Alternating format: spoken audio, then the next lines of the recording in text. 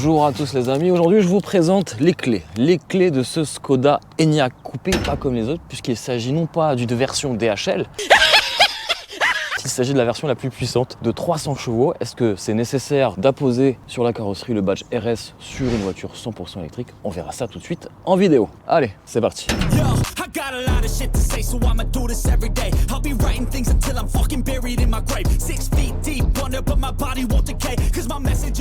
Voici sous vos yeux ce nouveau Skoda Enyaq coupé RS.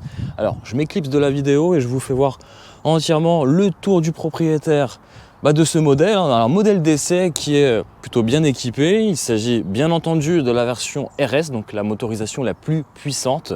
Est-ce que ce Skoda Enyaq mérite ce badge RS sur une voiture 100% électrique? Il s'agit quand même d'un SUV 100% électrique avec un gabarit assez imposant. On verra si ses prétentions sportives se vérifient à son volant. Alors, un gros gabarit qui fait à peu près 1,88 m de large et à peu près 4,68 m de long. Donc un gros gabarit typique d'un SUV familial 100% électrique. On verra s'il est aussi à l'aise en ville que sur route et que sur autoroute. On verra aussi son autonomie, ses consommations. Est-ce qu'il a vraiment une prétention, une vocation à être un véhicule 100% sportif et 100% électrique? Bon, c'est vrai qu'on n'a pas l'habitude de voir Skoda sur ce chapitre-là, mais là, on est un petit peu sur le côté blic-blic du Skoda Enyaq coupé. Alors, le coupé, on aime ou on n'aime pas. En tout cas, ça permet de donner une ligne un peu plus sympa, une ligne plus dynamique avec forcément ce toit fuyant qui permet justement d'avoir des très belles lignes et très belles courbes, même sur l'arrière, avec une malle qui est assez haute. Mais c'est vrai qu'en termes de dynamisme, les lignes sont beaucoup plus intéressantes que sur un Enyaq classique, moins cubique. C'est le badge RS. Alors, il est présent ici, avec un petit V.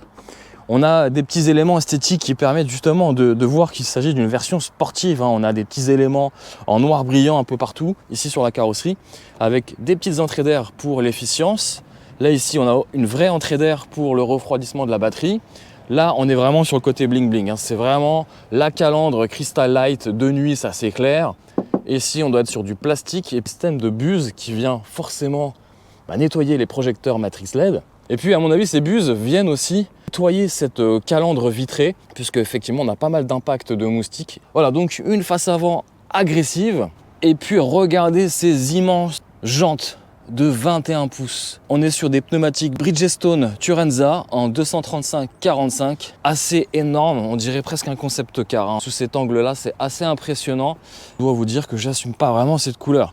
Alors, les feux sont très beaux, il y a même une animation de nuit, on a des clignotants progressifs, ça c'est aussi pas mal.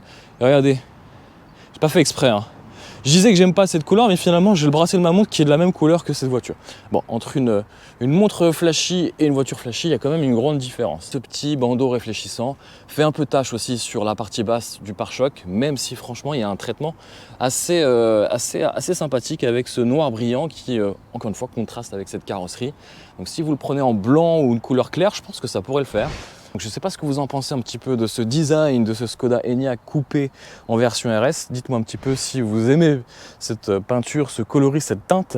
Nous on passe aux concurrentes. Et les concurrentes, ils commencent à en avoir un petit peu sur ce marché, des SUV 100% électriques. De ce gabarit, on aura forcément le cousin germain, le Volkswagen ID.5 et l'ID.5 GTX, puisqu'il s'agit aussi de la version la plus puissante. Donc les deux se font un peu la guerre. Dans la même catégorie, quasiment la Mégane, la Renault Mégane E-Tech aussi, on peut la classer aussi dans cette catégorie. On aura aussi Hyundai Ioniq 5 que j'ai essayé aussi sur la chaîne, même si ça peut paraître étonnant, il fait partie de cette catégorie. On aura aussi du coup la Kia EV6 avec un design très surprenant. Et puis côté premium, l'Audi Q4 e-tron sur la même base quasiment aussi, ça fait partie du même groupe. On aura le Volvo C40 Recharge. Voilà, donc n'hésitez pas à me dire lequel vous préférez de toute la liste que je viens de vous citer, que ce soit sur des marques généralistes ou premium. N'hésitez pas à vous donner vos amis en bas en commentaire et à débattre aussi de ce que vous pensez de toutes ces voitures 100% électriques et SUV. Voilà. Alors petite déception, je viens de le voir à l'instant. Hop, on va y arriver. C'est que je pourrais faire de la musculation. Il n'y a pas de vérin. Ça, on est un peu habitué au groupe Volkswagen malheureusement. Et vous voyez la peinture, comment elle est appliquée sur la carrosserie. C'est Ça, c'est l'aspect un peu moins qualitatif hein, sur ce Skoda Enyaq, malheureusement. Donc là, sous le capot, vous voyez le moteur électrique à l'avant. Et puis, vous avez un deuxième moteur électrique à l'arrière. Le tout développe 300 chevaux. Regardez, ils n'ont même pas peint le capot. Ça, c'est un peu dommage. Voilà, ça, c'est vraiment le point négatif. Les finitions, à certains endroits, interrogent. Bon, je vais quand même vous parler des prix de ce Skoda Enyaq avant de rentrer à l'intérieur. Bon, alors les prix en version de base, on est autour des 48 000 € sur la version 60. On passe à la version 80, on est à 53 000 €. Et enfin la version RS qui elle atteint 62 210 €. Là, pour 62 000 €, vous avez quasiment tout. Dans cette configuration, on a rajouté les jantes à 680 €. On a rajouté aussi la sellerie cuir RS à 700 €, le pack transport qui est lui facturé 360 €, qui permettra d'avoir des filets de rangement dans le coffre, etc. etc. À 630 €, on a le pack sellerie Confort Plus. Donc là, c'est là où vous allez pouvoir régler les sièges électriques. Donc voilà, vous avez à peu près 2000 € d'options sur cette version RS. Donc autant vous dire très peu d'options. Donc au total, on est sur du 64 000 € sans malus. Allez, on va passer sur la partie habitabilité et coffre. Ça va être rapide. Ici, on a un coffre qui fait 570 litres de volume de chargement. Il perd 15 litres dû à la découpe de toit par rapport à un Enyaq normal. On aura bien entendu ces fameux packs transport avec ces filets de maintien, etc., etc. On a des petits rangements ici pour mettre les câbles. Alors j'ai l'impression visuellement que ça fait pas 570 litres de volume de chargement. J'ai pas compté personnellement, je fais confiance à la fiche technique. On a une prise 12 volts ici. On a aussi des commandes pour rabattre les sièges. On va le faire avec un plancher quasiment plat. Fermeture du haillon. Il est énorme hein, le coffre quand vous l'ouvrez. Hop, électrique. Et puis nous on passe aux places d'arrière avant de passer à l'avant.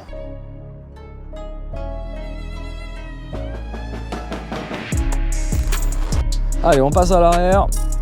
Alors déjà, finition, on va dire, assez qualitative hein, comparé à ce que font les autres. On a des petits accoudoirs moussés, on a des inserts en carbone. Alors c'est pas du vrai carbone, hein, c'est du faux carbone, mais je trouve que déjà le design des portes est assez sympathique. Avec aussi l'intégration des haut-parleurs d'une manière esthétique. Alors oui, plastique dur, on est sur une Skoda, attention, on n'est pas sur une voiture premium.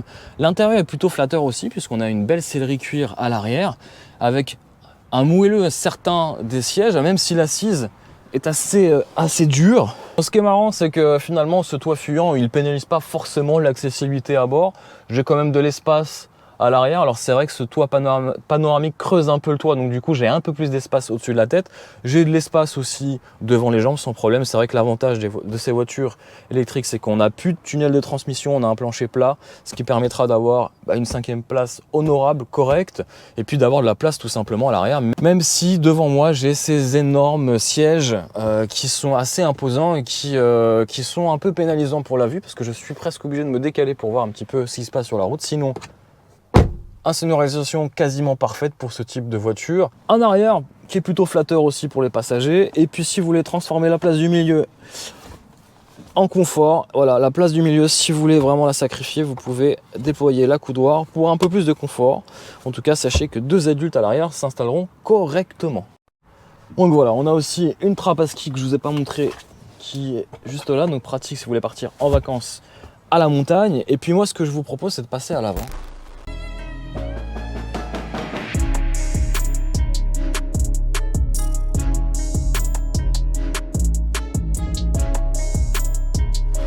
Allez, cette fois-ci on passe à l'avant, on va voir en détail un petit peu les finitions. Est-ce qu'il est bien meilleur qu'un Volkswagen ID.5 GTX? On va le voir tout de suite. Déjà en termes de finition et de présentation, l'intérieur flatte l'œil et ça fait plaisir hein. D'ailleurs on a ce joli toit panoramique, il n'est pas ouvrant, on n'a pas de volet pour occulter le soleil, à voir l'été en canicule ce que ça donne. Mais en termes de présentation intérieure, avec cette sellerie OK qui est en option à peu près à 700 €, ce qui n'est pas non plus déraisonnable, on a un intérieur qui présente, je trouve, beaucoup mieux qu'un Volkswagen ID.5. On est sur une voiture qualitative. Vous allez voir qu'il y a certains détails qui méritent le détour. On commence par les portières, les contre-portes. C'est là où on voit si les constructeurs font des efforts en termes de finition. Eh bien oui, puisque là ici on n'a pas de plastique dur, on a une espèce de plastique moussé. Alors certes avec un appui dur on voit que c'est moussé. Et puis on a ces faux inserts en carbone qui, je trouve, matchent bien avec cette finition, ou plutôt cette motorisation RS, même si pour moi c'est plus une finition qu'une motorisation. On a aussi un éclairage d'ambiance de nuit qui est plutôt aussi flatteur, je trouve. Encore une fois, beaucoup de surprises à l'intérieur. Et puis voilà, vous avez un design qualitatif avec de la feutrine aussi ici pour éviter les bruits parasites. Voilà, donc pas mal d'efforts. Bien sûr, sur les parties basses, on aura énormément de plastique dur. Si vous aimez le plastique dur, vous allez être fan. Ici aussi, cette partie est en plastique dur. Ouverture du coffre aussi ici avec ce bouton, et puis à l'intérieur vous avez cette fameuse sellerie RS, alors assez imposante, et notamment pour les passagers arrière qui auront peut-être du mal à voir la route à l'avant. Peut-être pour ça qu'ils ont creusé ici les sièges, mais ça servira presque à rien. Ils auront une belle vue sur votre nuque ou votre coiffure. On a des pédaliers en alu, on a un petit repose-pied moussé aussi, c'est plutôt pas mal. Donc voilà, et puis des sièges électriques chauffants. Alors, le volant, il est beau, il est plutôt pas mal, on l'a bien en main. Alors, ça manque de mousse un peu sur la jante du volant, donc on a l'impression d'avoir quelque chose d'assez raide, assez dur, qui finalement fait le lien et le feeling avec la voiture. Les suspensions sont raides, et les sièges sont un peu fermes à mon goût, et ça on verra tout à l'heure au volant. Sur la partie de gauche, on a l'ajustement d'éclairage, des veilleuses. On a aussi ce petit bouton qui permet, hop, de déployer un petit rangement supplémentaire, réglage du volant manuellement en profondeur et en hauteur. On a le volant chauffant, on a ici les palettes au volant qui permettent la récupération d'énergie. Derrière le volant, on a quoi? On a ce petit écran de 5 pouces qui est peut-être un peu trop petit, ça dépend pour qui. En tout cas, je trouve qu'il est super bien intégré, contrairement à un ID4 ou un ID3 ou un ID5. Là, on a quelque chose de bien intégré dans le tableau de bord, c'est beau. Ici, c'est moussé. Ce qui choque un peu, c'est cet écran, écran de 13 pouces qui est assez conséquent, assez énorme. Voilà, Skoda RS. Énorme cet écran qui contraste fortement avec ce tout petit écran mais bien intégré. Un gainage de cuir perforé quasiment avec une belle surpiqûre. On a un peu trop de chrome à mon goût, mais je trouve que ça présente encore une fois bien. On a ces petits inserts en carbone, en faux carbone, mais encore une fois c'est bien vu, c'est bien ajusté, c'est bien fini. On a des petits rangements aussi en dessous, c'est beau, on a du plastique brillant, ok c'est salissant mais ils en ont pas mis beaucoup donc c'est pas trop grave. On a aussi bien sûr ces petits boutons physiques, des raccourcis vers la clim, pratique vraiment d'avoir mis tous ces petits boutons physiques qui sont pas sensitifs, ça c'est une bonne chose, tout comme le volant on n'a pas de boutons sensitifs. Contrairement à un ID4 ou un ID5, ça c'est encore une fois une bonne chose. Alors, à l'intérieur, ça présente aussi bien.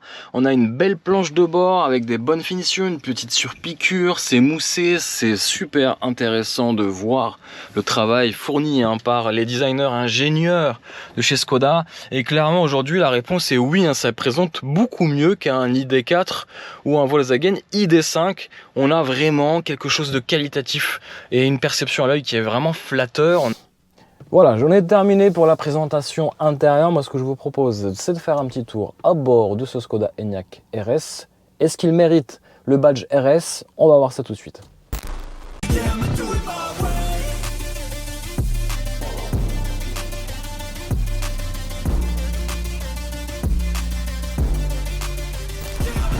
Bon, quotidien, regardez, tout ce qui est Dodan, tout ça, il faut serrer les fesses parce que la suspension est ouf. Et un peu dur à mon goût, je me plains pas, je suis sur une version RS. Bon, je voulais pour vous partager un petit peu ce toit panoramique. Alors il n'est pas ouvrant et il n'y a pas de rideau de protection, donc ça risque d'être un peu difficile en jour de canicule. Et puis c'est vrai que c'est dommage qu'on n'ait pas le choix de se dire qu'on peut masquer ce grand toit panoramique. Alors l'avantage c'est qu'il apporte énormément de lumière à l'intérieur. Le problème c'est qu'on n'a pas le choix, on est obligé de le faire avec tous les jours. Donc si vous voulez rouler en totale discrétion, c'est raté. Bon, au niveau du rayon de braquage, écoutez, ça le fait plutôt bien au vu du gabarit du véhicule.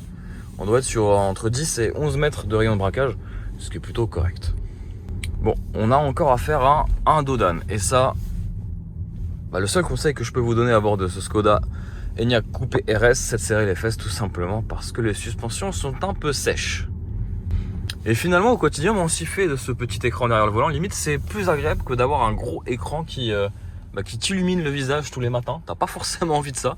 Des fois t'as envie d'éteindre ces grands écrans et juste de te contenter de ce petit écran. Donc pas d'inquiétude hein, sur ce petit écran, ça fait le job.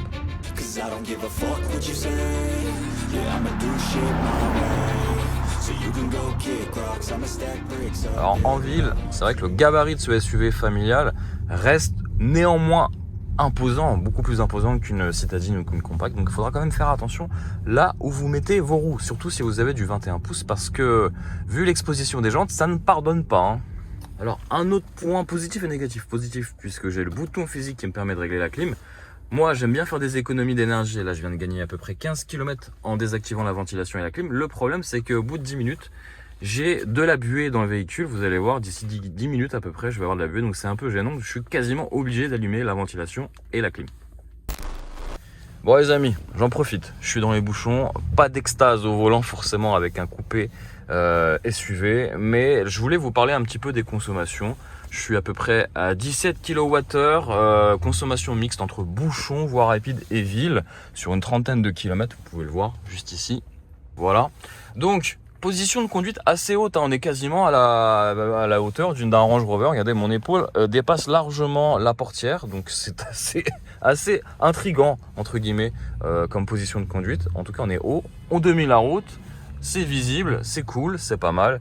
Et là où je voulais vous dire, c'est quelque chose de aussi intéressant. Oubliez cette couleur hein, vert mamba.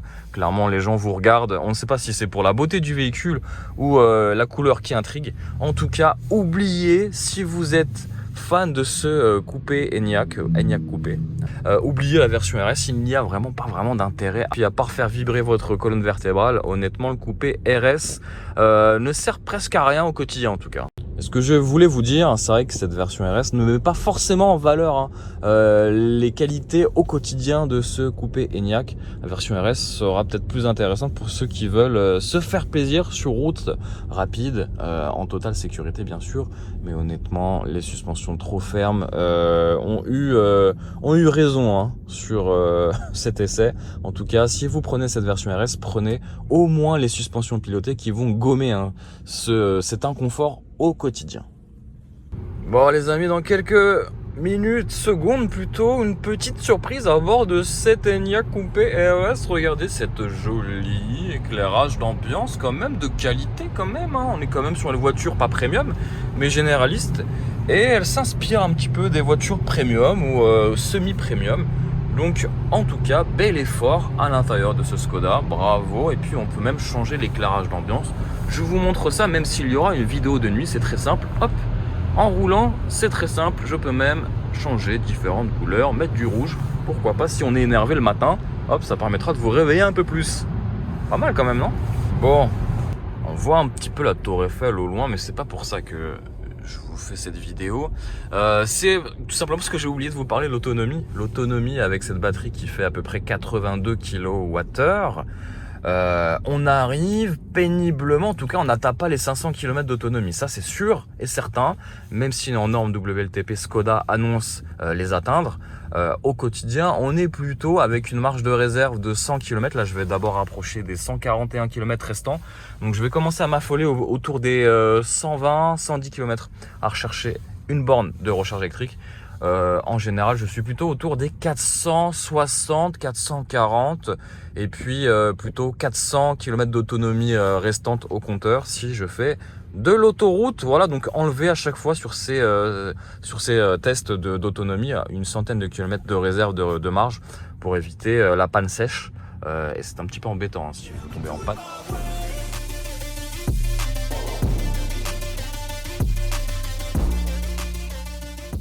Toujours au volant de ce Skoda Enyaq Coupé. Alors, le petit point négatif, bon, je sais, vous allez me dire, j'abuse un petit peu. Bon, l'écran est grand, large, facile à manipuler. Bon, en roulant, c'est pas évident. Il faut avoir bien sûr les deux mains sur le volant. Vous les voyez, ils sont là, là et là. Voilà. Non, le problème, c'est que finalement, on va être un peu agacé sur le fait que chez Skoda, ils ont orienté l'écran côté passager. Du coup, ce qui m'oblige à allonger un peu plus la main et donc pas forcément pratique lorsque vous voulez naviguer en voiture.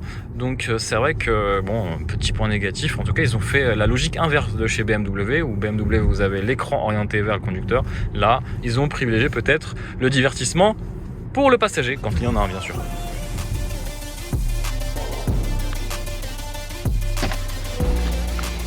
Bon, je voulais vous partager une petite expérience quand je recharge une voiture électrique. J'ai l'habitude d'aller sur ce point de rencontre Blablacar et ce point de charge. Et là, on peut voir le dernier Mercedes GLB, l'Audi Q4 e-tron,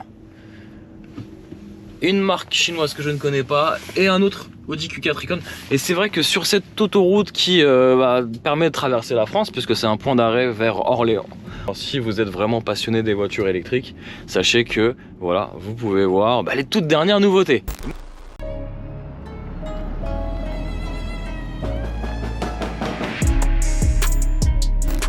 Allez, c'est parti. On démarre et on va se mettre en mode break. On va ajuster le volant. Voilà, c'est parti. Alors j'active le mode break parce que moi au quotidien j'aime beaucoup cette récupération d'énergie au lâcher de pédale. Donc on a un freinage régénératif assez important, mais vous pouvez vous mettre en mode D, en mode drive et gérer le niveau de récupération d'énergie aux palettes, au volant. Donc ça c'est aussi pratique. Moi je me mets en mode B, c'est à dire que dès que je lâche, hop, ça freine tranquillement. Donc bien sûr démarrage en silence, ça c'est plutôt l'avantage des voitures électrique et hybride. Et ben on va aborder quelques sujets très intéressants. Est-ce que cette Skoda mérite le badge RS? Est-ce qu'elle procure des émotions? Quelles sont les consommations? Quelles sont l'autonomie réelle à bord de cette voiture 100% électrique? Et pour autant, que vaut-elle par rapport à ses concurrentes? Et je vous donnerai mon avis à la fin de ce bilan.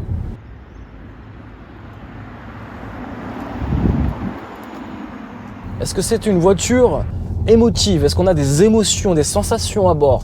Eh bien oui, comme toutes les voitures électriques qui sont assez puissantes. Tiens, regardez, là j'ai la patrouille d'autoroute, on va essayer de les suivre, tiens.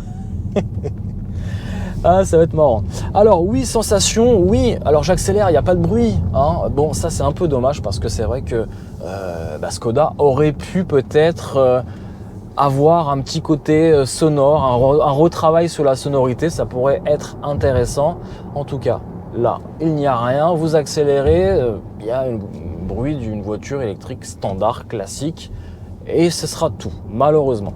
En termes de sensations au volant, bon, on est sur une voiture qui fait quand même 2,2 tonnes sur la balance, donc forcément, on a une petite prise de roulis, même si le centre de gravité au niveau des batteries, puisque c'est quasiment la masse principale de la voiture, est positionné très bas. Donc, on aura quand même un comportement ok, un peu joueur, un peu sportif. On est sur 4 roues motrices.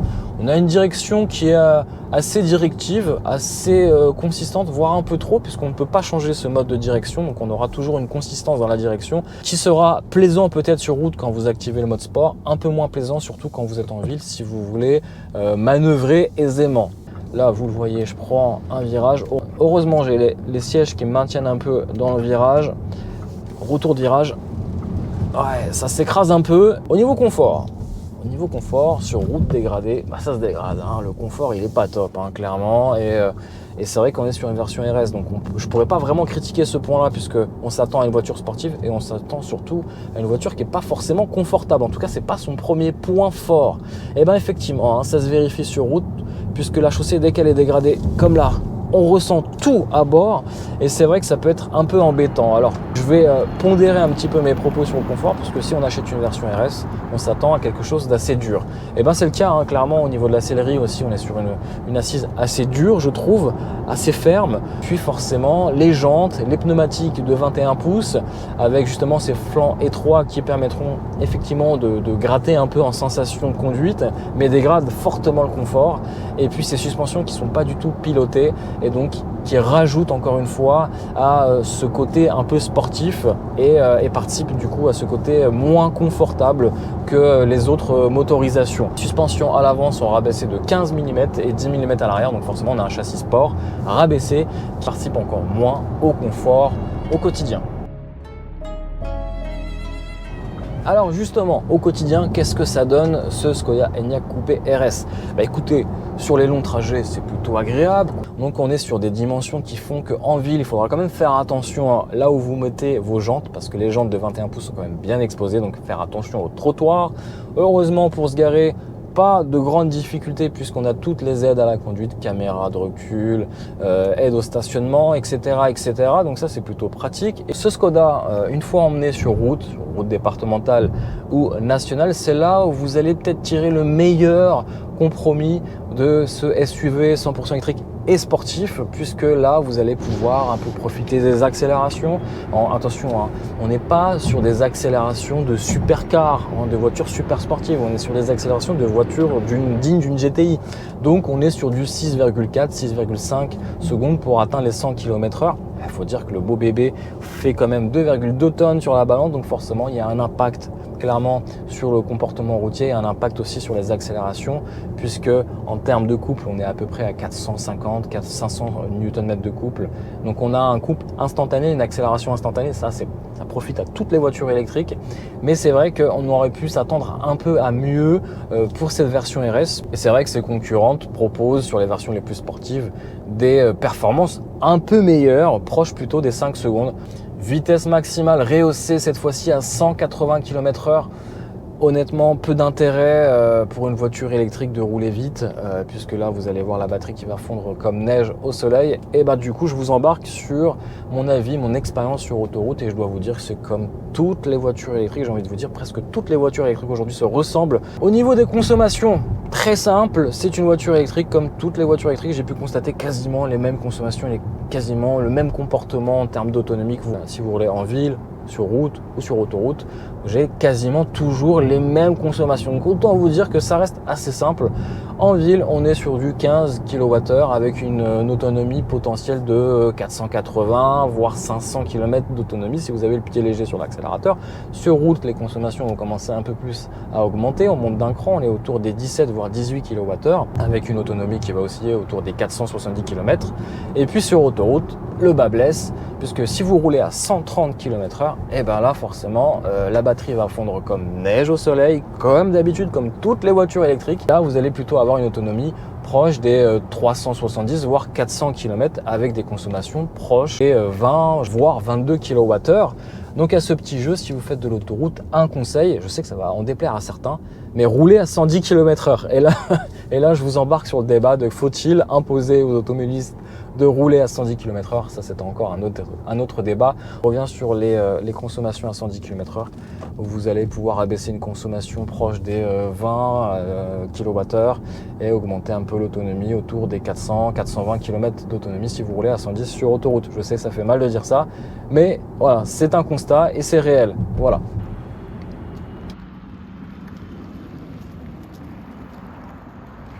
Alors je voulais partager rapidement une petite dédicace à ces deux propriétaires, gentils propriétaires de Kia EV6, qui attendaient que leur voiture se recharge en 30 minutes, comme moi, hein, autour de ces bornes Unity sur l'aire d'autoroute de Saran, en tout cas près d'Orléans. C'était très sympa en tout cas de partager différents points de vue, différentes réflexions sur l'avenir automobile. Malheureusement, j'ai pas rencontré le propriétaire de Skoda Enyaq à cet instant. En tout cas, c'était intéressant de se dire que bah, forcément, quand tu recharges, tu parlais d'expérience avec les autres propriétaires de voitures et électriques, bien sûr. Et c'était très intéressant aussi de parler un petit peu de leur financement. Il y en a un qui était en location entre 350 et 400 euros par mois, et l'autre l'avait acheté comptant. Donc je me posais toujours la question comment étaient financées les voitures électriques. Est-ce que dites-moi un petit peu si vous êtes propriétaire de voitures électriques, si vous êtes plutôt sur une location ou sur un achat comptant. En tout cas, ça m'intéresse réellement. Et dans la discussion, on s'est aperçu qu'effectivement leur voiture avait déjà pris 4000 euros avec tout ce qui est pénurie et inflation. C'était assez incroyable. Donc je pense qu'ils ont acheté la voiture électrique au bon moment, au bon prix. Aujourd'hui, tout augmente. Ça, c'est encore un autre débat. Et le débat qui était aussi intéressant, c'est de partager un petit peu leur vision sur l'électricité. Et un des deux propriétaires, justement, travaillait dans une centrale nucléaire. Je ne peux pas citer son nom, je ne le connais pas. En tout cas, il se reconnaîtra. Et c'était très intéressant d'avoir son point de vue sur la production énergétique en France, sur l'arrêt en ce moment de pas mal de stations nucléaires qui sont en cours de redémarrage pour certaines. Donc un vrai challenge en tout cas pour la France, pour la production d'énergie, où effectivement on a énormément de centrales nucléaires, donc ça serait un petit peu dommage de payer un peu trop cher l'électricité en France. Voilà, je referme la petite parenthèse sur cette dédicace à ces deux propriétaires, et puis on continue l'essai.